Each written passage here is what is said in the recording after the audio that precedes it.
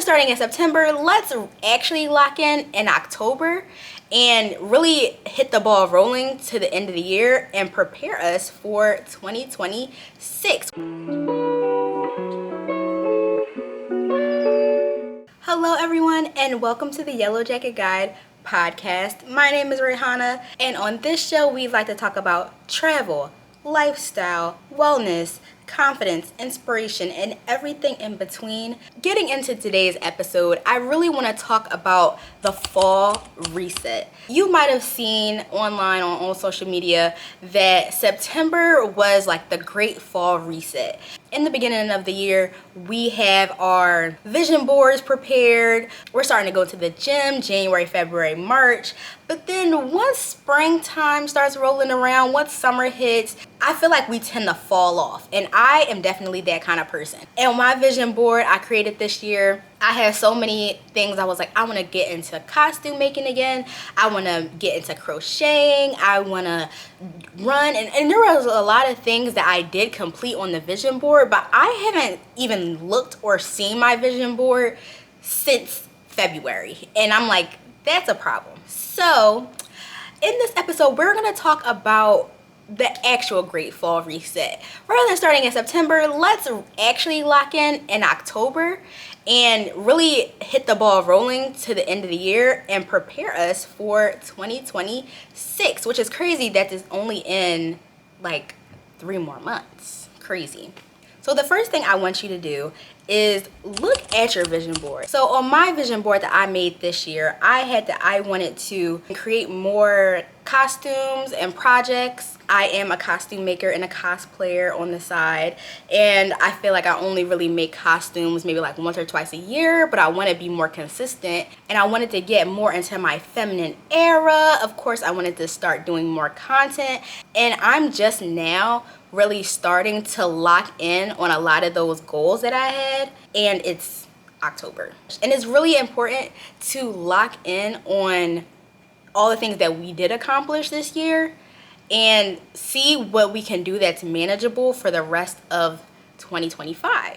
So for me, I wanted to do a run or a triathlon. So luckily in May, I finished the triathlon, my first ever triathlon, which was crazy. It was like the hardest thing I ever done in my life. But that was something on my vision board that I completed and I accomplished. And that is worth celebrating. But there are a few things that I didn't accomplish. Like I wanted to be more into plants and get actually new plants because I have none.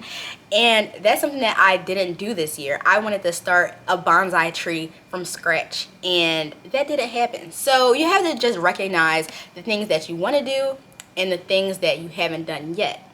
So what I want you to do is not necessarily start from scratch, but let's pick up where we left off. And doing that, we need to make a new vision board. They have books with images that you can use for vision boards. You can get, go to the dollar store and get supplies. So if you are crafty, you can do that and make a end of year vision board of all the things that you want to accomplish. And even if you don't want to do that, you don't want to go out and spend money for extra supplies, you can always make a virtual vision board. I love creating vision boards on Canva and make it your screensaver. And so you're always looking at things that you want to do every day. And so you always have that like subtle accountability. So speaking about holding yourself accountable, one thing that I often struggle with is keeping the promises that I make to myself. I said that I was going to read 10 pages of a book today, or I was going to eat healthy today and not eat ice cream or order Uber Eats or something like that. And it's always easier to just to think about those kind of things, but if you don't have some sort of tracker where you can physically see all the things that you're doing, then it's really not going to be as helpful. So I love this app. It's called 75 Challenge. If you have ever heard of, or maybe you not have heard of, the viral challenge of 75 Hard, it is a list of requirements that you do throughout 75 days, including reading 10 pages of a book a day, eating a healthy diet, 2 workouts a day, and there's so many more qualifications that you need. But there is an app where you can go and customize all of the tasks that you want to complete throughout the day and mark them off. It's been amazing for me, and I have it on my phone, and I have an iPhone, so I created a widget of the 75 hard tasks that I need to accomplish throughout the day. And because I'm often on my phone, I see that literally every time I open my phone, and it keeps me conscious of like, okay, I still need to drink water today, I still need to go on my workout today, and it holds me accountable the entire time.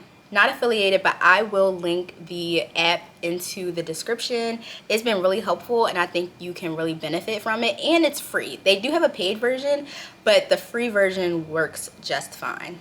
Now that we figure out where we are and trying to track where we want to be, it's time to really look forward beyond the end of 2025 and into 2026, because the earlier that you can start, it'll be better for you to really just take the reins. So in terms of activities you want to do, in terms of places that you want to travel, what are some places and things that you can do in the first 6 months of 2026 that can be reasonable? Do you know that you have a birthday coming up in April? Or are you graduating? Are you starting school? Are you finishing school toward the end of the summer? What's going on during spring break? Do you have any work vacations off? What are we doing for Martin Luther King Day and all of these federal holidays off? And where can you plug in different vacations and different relaxation time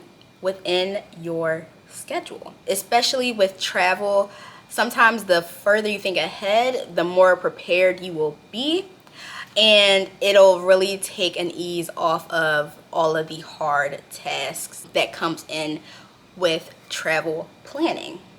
In your vision board, in the new creative vision board, what are some bucket list items that you want to accomplish?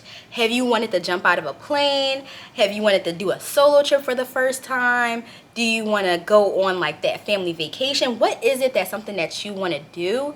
And how can you fit it in to your schedule in the first 6 months of 2026? So make a list. It doesn't have to be anything concrete, but have that visual, have like 5 options, and then once the new year rolls around, you're already ahead of the game, and you're like, okay, I want to go to Ecuador, I want to go to Belize, and you can actually see it, visualize it, and make steps towards it. My last tip for the day is make a plan. Every week, try to do something that is in coordination with your vision board. So for me, I knew I wanted to do something crazy spontaneous. So I was like, I'm gonna do a discovery flight, and I'm gonna fly a plane, for funsies.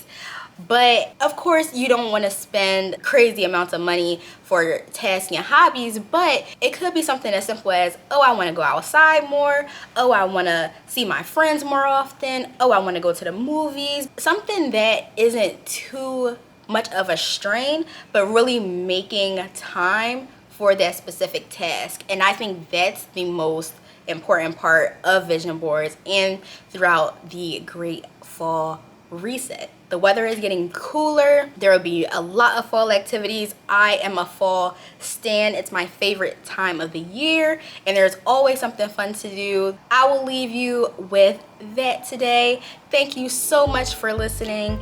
If you are new to the channel, consider subscribing and following me on Instagram. Also, listen to the audio version and subscribe wherever you listen to podcasts. And I have other videos that I think you may find helpful with lifestyle and travel tips, so check those out, and I will see you next week for a new episode. Bye.